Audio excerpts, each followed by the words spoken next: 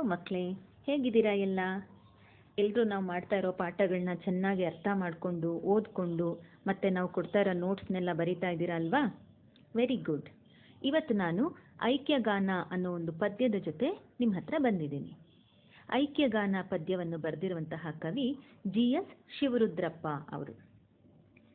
GS. Shivarudrappa ಅವರು ಈ ಐಕ್ಯಗಾನ ಪದ್ಯದಲ್ಲಿ ನಮಗೆ ಯಾವ ಸಂದೇಶವನ್ನು ಕೊಡ್ತಿದ್ದಾರೆ ಅಂದರೆ, ಈ ಪದ್ಯದ ಹೆಸರೇ ಹೇಳುವಂತೆ ಐಕ್ಯಗಾನ ಅಂದರೆ ನಾವೆಲ್ಲರೂ ಒಂದೇ ಎನ್ನುವಂತಹ ಒಂದು ಸಂದೇಶವನ್ನು ಈ ಪದ್ಯದ ಮೂಲಕ ಜಿ.ಎಸ್. ಶಿವರುದ್ರಪ್ಪ ಅವರು ನಮಗೆ ಕೊಡ್ತಾ ಇದ್ದಾರೆ.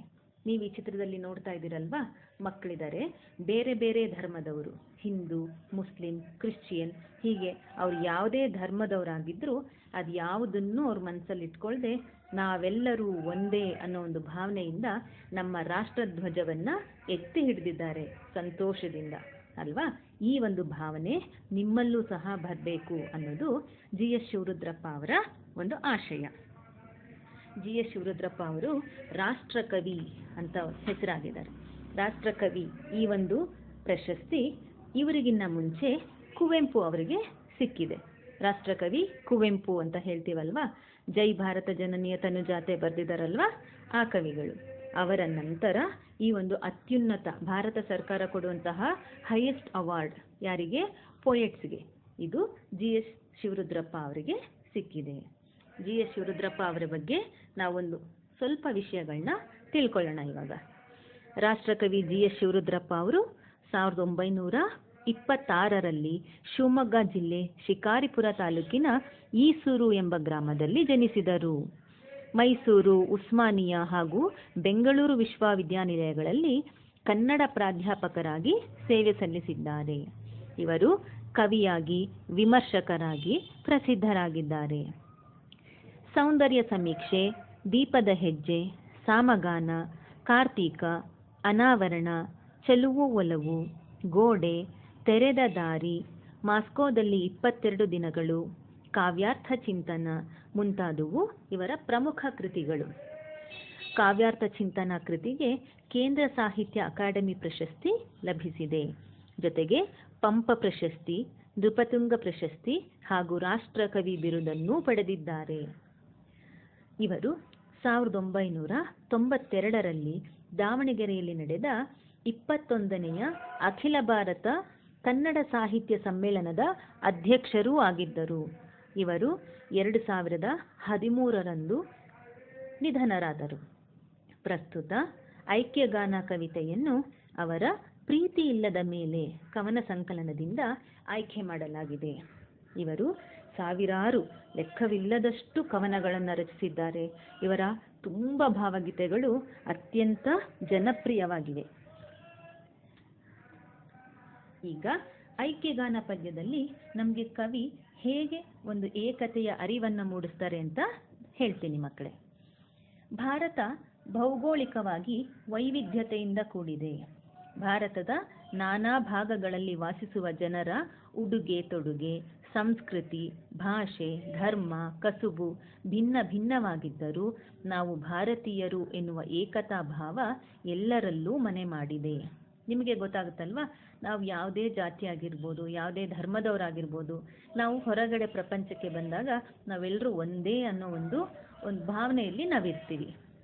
ಹೀಗಾಗಿ ಭಾರತವನ್ನು ವಿವಿಧತೆಯಲ್ಲಿ ಏಕತೆಯನ್ನು ಸಾಧಿಸಿರುವ ವಿಶಿಷ್ಟ ರಾಷ್ಟ್ರ ಎಂದು ಕರೆಯಲಾಗುತ್ತದೆ. ಈ ಪ್ರಪಂಚದಲ್ಲಿ ಎಷ್ಟೊಂದು ದೇಶಗಳಿದೆ ಅಲ್ವಾ, ಅದರಲ್ಲಿ ನಮ್ಮ ಭಾರತ ವಿವಿಧತೆಯಲ್ಲಿ ಏಕತೆಯನ್ನು ಸಾಧಿಸಿರುವ ರಾಷ್ಟ್ರ. ಅಂದರೆ ಯೂನಿಟಿ ಇನ್ ಡೈವರ್ಸಿಟಿ. ಎಷ್ಟೊಂದು ಥರ ವಿಧ ವಿಧವಾದ ಧರ್ಮಗಳಿದೆ, ವಿಧ ವಿಧವಾದ ಜಾತಿಗಳಿದೆ, ಬೇರೆ ಬೇರೆ ಉಡುಗೆ ತೊಡುಗೆಗಳಿದೆ, ನಮ್ಮ ಸಂಪ್ರದಾಯಗಳು ಬೇರೆ, ಹಬ್ಬಗಳು ಬೇರೆ.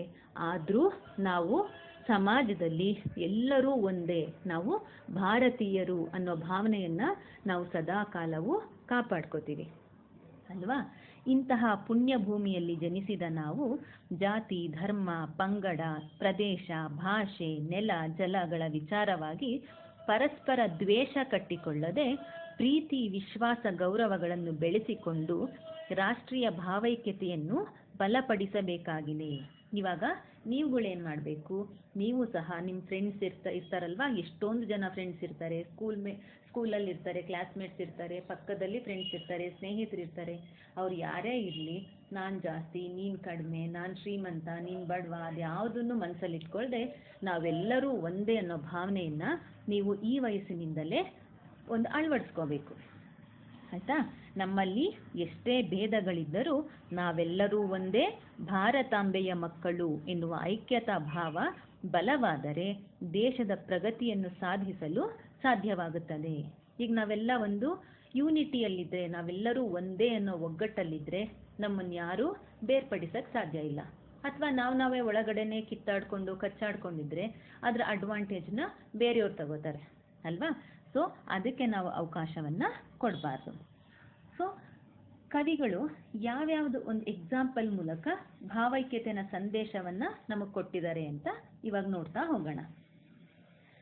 ಒಂದೇ ಒಂದೇ ನಾವೆಲ್ಲರೂ ಒಂದೇ, ಈ ದೇಶದೊಳಲ್ಲಿದ್ದರೂ ಭಾರತ ನಮಗೊಂದೇ. ನಮ್ಮ ಭಾರತದಲ್ಲಿ ಏನು 29 ರಾಜ್ಯಗಳಿದೆ ಅಲ್ವಾ, 7 ಯೂನಿಯನ್ ಟೆರಿಟರೀಸ್ ಇದೆ.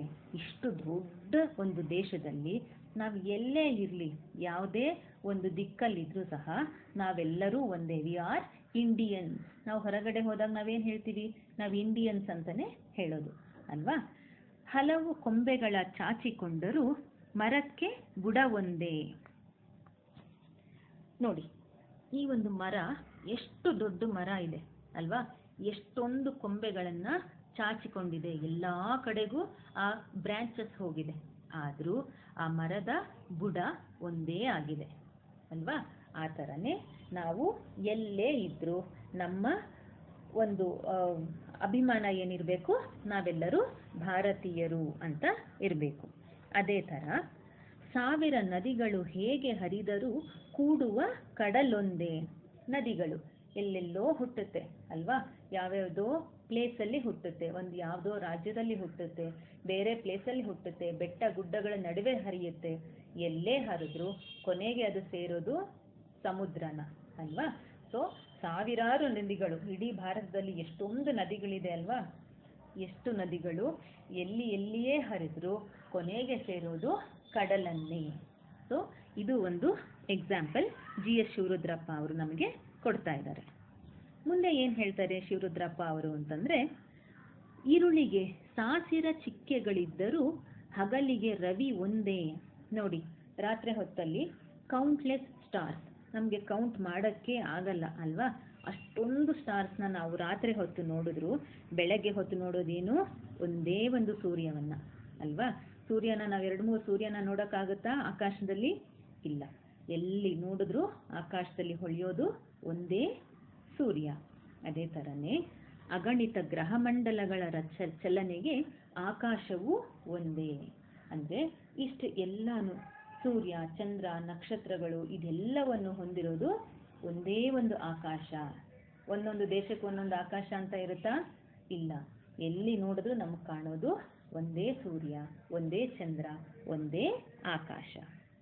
ಅದೇ ಥರನೇ ನಾವು ಎಲ್ಲೇ ಇರಲಿ, ಯಾವುದೇ ಪ್ಲೇಸಲ್ಲಿದ್ದರೂ ನಾವು ಇಂಡಿಯನ್ಸ್, ನಾವು ಜಾಸ್ತಿ ನೀನು ಕಡಿಮೆ ಅನ್ನೋ ಭಾವನೆಯನ್ನು ನಾವು ಯಾವತ್ತೂ ಬೆಳೆಸ್ಕೋಬಾರ್ದು ಅಂತ GS ಶಿವರುದ್ರಪ್ಪ ಅವರು ನಮಗೆ ಹೇಳ್ತಾ ಇದ್ದಾರೆ. ಮತ್ತೆ ಏನು ಹೇಳ್ತಾ ಇದ್ದಾರೆ ಅಂದರೆ, 100 ಬಗೆಯ ಆರಾಧನೆಗಿದ್ದರೂ ದೇವರು ಎಲ್ಲರಿಗೊಂದೇ. ಹಲವು ಬಣ್ಣಗಳ ಹಸುಗಳು ಕರೆಯುವ ಹಾಲಿನ ಬಿಳುಪೊಂದೇ. ಎಷ್ಟು ಚೆನ್ನಾಗಿ ಹೇಳಿದ್ದಾರೆ ನೋಡಿ. 100 ಬಗೆಯ ಆರಾಧನೆ ಇದ್ದರೂ ದೇವರು ಎಲ್ಲರಿಗೊಂದೇ. ನೀವಿಲ್ಲಿ ನೋಡ್ತಾ ಇದ್ದೀರಾ ಅಲ್ವಾ? ಓಂಕಾರ ಇದೆ, ಮತ್ತು ಮುಸ್ಲಿಮ್ಸ್ದು ಅವ್ರದ್ದು ಮಾಸ್ಕ್ ಸಿಂಬಲ್ ಇದೆ, ಕ್ರಿಶ್ಚಿಯನ್ಸ್ದಿದೆ, ಕ್ರಾಸ್ ಇದೆ, ಎಷ್ಟೊಂದು ಇದೆ. ಎಲ್ಲರೂ ಏನು ಮಾಡ್ತಾರೆ? ಒಂದೇ ದೇವರು. ಎಲ್ಲ ದೇವರುಗಳದ್ದು ಮತ್ತು ಎಲ್ಲ ಧರ್ಮದವರು ನಮಗೆ ಹೇಳ್ಕೊಟ್ಟಿರೋ ತತ್ವಗಳು ಒಂದೇ. ಅಂದರೆ ನಾವು ಯಾವ ಥರ ಬದುಕಬೇಕು, ದೇವರನ್ನ ಹೇಗೆ ಒಲಿಸ್ಕೋಬೇಕು, ನಾವು ಜೀವನದಲ್ಲಿ ಬೇರೆಯವ್ರ ಜೊತೆ ಹೇಗಿರಬೇಕು, ಪ್ರತಿಯೊಂದು ಎಲ್ಲ ಒಂದು ಟೀಚಿಂಗ್ಸ್ನ ಹೇಳ್ಕೊಟ್ಟಿರೋ ಎಲ್ಲರೂ ಒಂದೇ ಥರನೇ ಹೇಳ್ಕೊಟ್ಟಿದ್ದಾರೆ. ಆದರೆ ಧರ್ಮಗಳ ಹೆಸರು ಮಾತ್ರ ಬೇರೆ ಬೇರೆ. ಹಲವು ಬಣ್ಣಗಳ ಹಸುಗಳು. ಇವಾಗ ಹಸುಗಳಿರುತ್ತಲ್ವಾ? ಒಂದು ಬಿಳಿ ಬಣ್ಣದ ಹಸು, ಕಪ್ಪು ಬಣ್ಣದ ಹಸು, ಕಂದು ಬಣ್ಣದ ಹಸು, ಈ ಥರ ಎಷ್ಟೊಂದು ಕಲರ್ಸ್ ಹಸುಗಳಿದ್ದರೂ ಅವುಗಳು ಕೊಡೋ ಹಾಲು ಯಾವ ಕಲರ್ ಇರುತ್ತೆ ಯಾವಾಗಲೂ? ಬಿಳಿನೇ ಅಲ್ವಾ? ಸೊ ಯಾವುದೇ ಬಣ್ಣದ ಹಸು ಆಗಿದ್ರೂ ಹಾಲು ಮಾತ್ರ ಬಿಳಿನೇ ಆಗಿರುತ್ತೆ. ಅಂದರೆ ನಿಮಗೆ ಇಲ್ಲಿ ಏನು ತಿಳ್ಕೊಬೇಕು ಅಂದರೆ, ನಾವು ಯಾರೇ ಆಗಿರಲಿ, ಏನೇ ಆಗಿರಲಿ, ನಮ್ದು ಯಾವುದೇ ಭಾಷೆ ಆಗಿರಲಿ, ನಮ್ದು ಯಾವುದೇ ವೇಷಭೂಷಣ, ನಾವು ಯಾವ ಥರ ಬಟ್ಟೆಗಳು ಹಾಕ್ಕೊಳ್ಳಿ, ನಮ್ಮ ಹತ್ರ ಎಷ್ಟೇ ದುಡ್ಡಿರಲಿ, ಏನಾದರೂ ಇರಲಿ, ನಮ್ಗೆ ಯಾವತ್ತೂ ನಾನು ಜಾಸ್ತಿ ಇನ್ನೊಬ್ಬರು ಕಡಿಮೆ ಅನ್ನೋ ಒಂದು ಭಾವನೆ ಬೆಳಿಬಾರ್ದು. ನಾವೆಲ್ಲರೂ ಒಂದೇ, ನಾವು ಭಾರತೀಯರು, ನಾವೆಲ್ಲ ಇಂಡಿಯನ್ಸ್ ಅನ್ನೋ ಒಂದು ಏಕತಾ ಮನೋಭಾವ ನಮ್ಮಲ್ಲಿ ಯಾವಾಗಲೂ ಇರಬೇಕು ಅಂತ GS ಶಿವರುದ್ರಪ್ಪ ಅವರು ನಿಮಗೆ ಹೇಳ್ಕೊಡ್ತಾ ಇದ್ದಾರೆ. ಮತ್ತೆ ಏನು ಹೇಳ್ತಾರೆ ಅಂದರೆ, ನಡೆ ನುಡಿ ಭೇದಗಳೆಷ್ಟೇ ಇದ್ದರೂ ಬದುಕುವ ಜನ ಒಂದೇ, ನೆಳಲು ಬೆಳಕುಗಳ ರೆಕ್ಕೆಯ ಬಿಚ್ಚುತ್ತ ಹಾರಾಡುವ ಧ್ವಜ ಒಂದೇ. ಇಲ್ಲಿ ನೋಡ್ತಾ ಇದ್ದೀರಾ, ಈ 4 ಕೈಗಳಲ್ಲಿ 4 ಬಣ್ಣಗಳು ಅಲ್ವಾ? ಎಷ್ಟು ನೀಟಾಗಿ ಇದರಲ್ಲಿ ನಾವು ಅರ್ಥ ಮಾಡ್ಕೊಬಂದು ಅಂದರೆ, ನಡೆ ನುಡಿ ಭೇದಗಳೆಷ್ಟೇ ಇದ್ದರೂ ಬದುಕುವ ಜನ ಒಂದೇ. ನಾವೆಲ್ಲರೂ ಒಂದೇ. ನಮ್ದು ಬೇರೆ ಬೇರೆ ಕೆಲಸಗಳಾಗಿರ್ಬೋದು. ನಾನೆಲ್ಲೋ ಆಫೀಸಲ್ಲಿ ಕೆಲಸ ಮಾಡ್ಬೋದು, ಇನ್ನೆಲ್ಲೋ ರೋಡಲ್ಲೇನೋ ಕೆಲಸ ಮಾಡ್ಬೋದು, ಇನ್ಯಾರೋ ಒಂದು ಸರ್ಕಾರಿ ಕಂಪ್ನಿಲಿ ಕೆಲಸ ಮಾಡ್ಬೋದು, ಅಥವಾ ಏನೋ ಒಂದು ಸ್ವಂತ ಬಿಸ್ನೆಸ್ ಮಾಡ್ಬೋದು, ನಾವು ಏನಾದರೂ ಮಾಡ್ಬೋದು. ಆದರೆ ನಾವೆಲ್ಲರೂ ಒಂದೇ. ನಾನು ಚೆನ್ನಾಗಿದ್ದೀನಿ, ನೀನು ಚೆನ್ನಾಗಿಲ್ಲ, ನಾನು ಬಿಳಿಗಿದ್ದೀನಿ, ನೀನು ಕಪ್ಪಗಿದೆಯಾ ಅನ್ನೋ ಒಂದು ಯಾವುದೇ ಭಾವನೆಯನ್ನು ಸಹ ನಾವು ಯಾವತ್ತೂ ಯಾರ ಮೇಲೂ ತೋರಿಸ್ಬಾರ್ದು.